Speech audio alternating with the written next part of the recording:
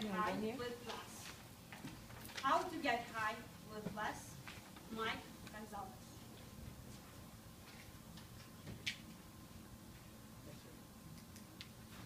Ladies and gentlemen, thank you so much for having me this evening. My name is Mike Gonzalez, and it's an absolute pleasure to be here.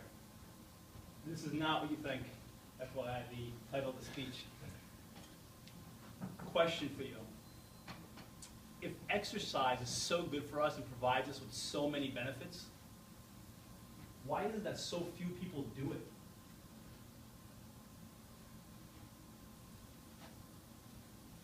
Did you know that less than 5% of adults participate in the recommended 30 minutes of physical activity on a weekly basis? When research clearly shows that if you do so, you decrease your chances of injury, of illness such as diabetes and depression.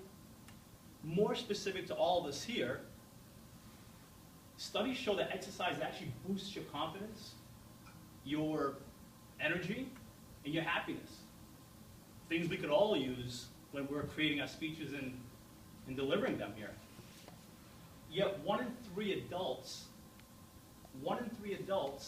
actually fulfill the recommended weekly physical activity that's recommended.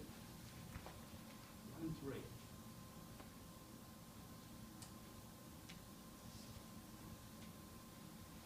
Why is that?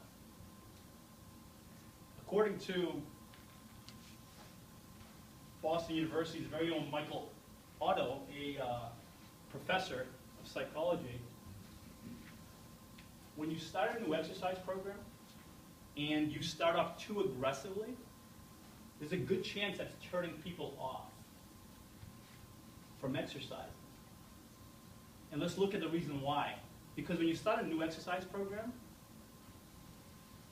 the whole idea of no pain, no gain, more is better, that actually might work against you. And again, why is that? Whenever we exercise, we release endorphins, right? We release endorphins into our body. And when we do that, it provides us a natural high. And it's that natural high that gets us coming back again and again and again to exercise. But when we start off an exercise program too aggressively, we actually delay the process of a natural high by 30 minutes, if not longer. Whereas if you would have just done a light to moderate exercise, you would have had that high, that natural high, 5, 7, at the most 10 minutes into the exercise. But instead, it's been delayed by 30 minutes. So why is this natural high important? Why is that even important? I'll tell you why it's important.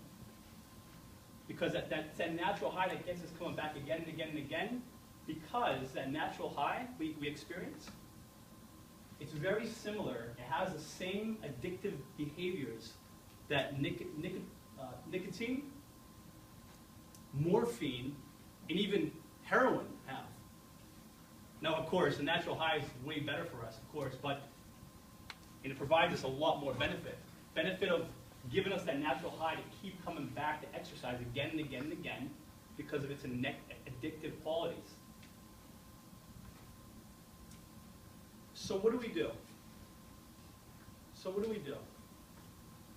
Well, what if we decrease the amount of exercise we do out of the gate whenever we start a new exercise program? What if we decrease that amount? What if we took it back and we only did, say, I don't know, 20 minutes of walking? And what if 20 minutes of walking could provide you with more confidence, more energy, more happiness? What if? I have some really good news for you. 20 minutes of walking can provide you with exactly that. Studies out of the University of Illinois show that a 20-minute walk is enough to trigger the body to secrete the brain with the hormones necessary to give us that natural high when we exercise. 20-minute walk has the ability to do that for you. I love this image right here.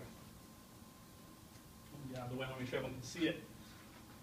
After 20 minutes of sitting quietly, just basic brain function, not much going on, right? A couple of colors there. 20 minutes sitting quietly. Look at the image on the right.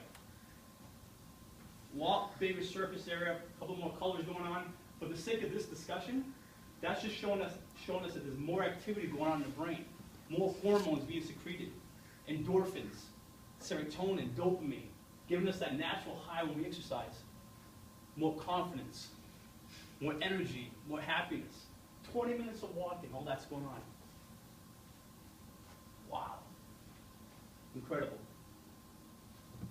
John Rady, associate professor of psychiatry at Harvard Medical, suggests that just a light activity such as 20 minutes of walking is enough to improve our mood and our cognitive performance. All this goodness in 20 minutes of walking. You know, every time I come to these Toastmaster meetings, I usually drive. Except for the days where I'm delivering a speech like today, I actually choose to take the public transportation, because when I do so, it has me walking about 20, 25 minutes to get here. That's why.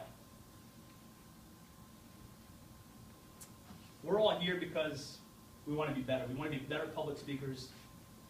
If we didn't, we wouldn't be here. We all want to be the best we can be as confident as we can be. Because when we get up on stage, we want to be confident, deliver our speech. We want the energy to deliver the most effective, successful speech we can. Maybe you're already there. Maybe you're already confident. Maybe you already have the ability to do that. Maybe you're already happy. Maybe you're not. And if you're not, maybe a 20-minute walk can bridge that gap. Thank you so much for your time.